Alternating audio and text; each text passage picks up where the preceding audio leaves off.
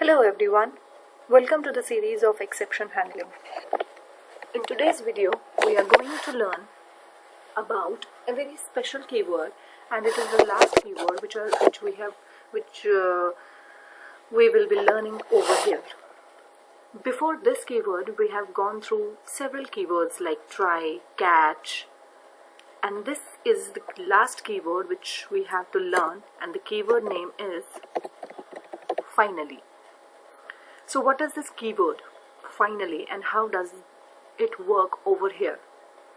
So the finally keyword is basically used as a block. Let me just show you how.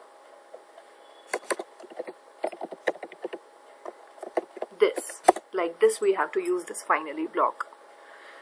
The finally block is used to execute an important code, such as we can say while during the database connections we use, in closing the connections, or to just perform a very important activity. We need to close that, we need to close the connection, we need to close like anything, and in that format we need to use this finally block.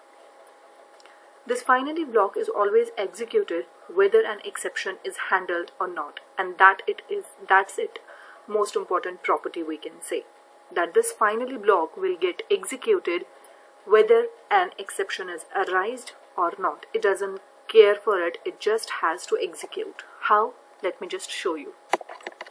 Let me just take an array .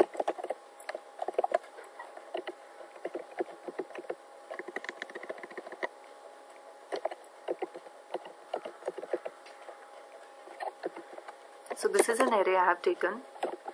In the try block, I will say I have to print something, say a of 8. I want to print. I don't know what kind of activity it is, so maybe I will be just printing a of 8 divided by 0. That means I'm going to perform a divide by 0 exception.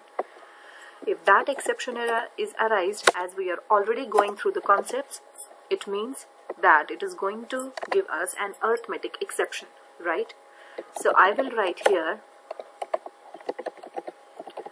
divide, or I will just write the new statement, denominator should not be 0, right? Or we can also say infinite. It's as per your wish. After this, if you want a particular code to get executed, only then use this finally keyword. Now I want to print a of 8 value. Let me just show you.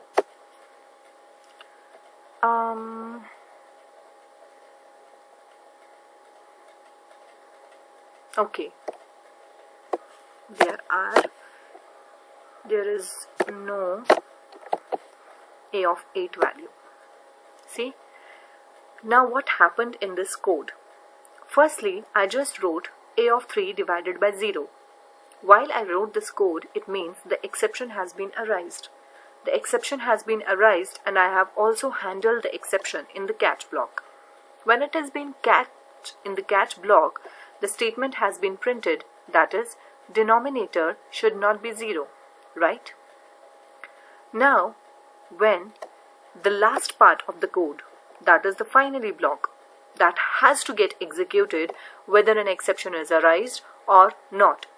So therefore, in the finally block, I have written the statement to print the value present at the third index, and it has printed 5. Now let me show you an example where there will be no exception arised. I have simply told it to print the element present at a of 2. See? It has simply printed the element which is present at a of 2 index and also the element present at a of 3. This shows the finally block is always executed whether an exception is handled or not. Therefore, this finally block will contain all the necessary statements that need to be printed regardless of the exception occurring or not. Number second point, finally block always is followed by the try catch. Well, it is not important to write the catch block as well. You can also call the finally directly, but it is been suggested, recommended that it should always be used after the catch block. So the thing is, why do we have to use the finally block? The finally block in Java is used to put the cleanup code, such as closing the connections, closing a file. The important statements is to be printed can be placed in the finally block. If you don't have to handle the exception before terminating the program, JVM executes the finally block. So, if an exception does not occur, it will just simply execute the finally block. Even if the exception is handled, it will catch it and then the finally block will get executed. This is how the finally block is being used. Hope you guys understand the concept. Thank you very much.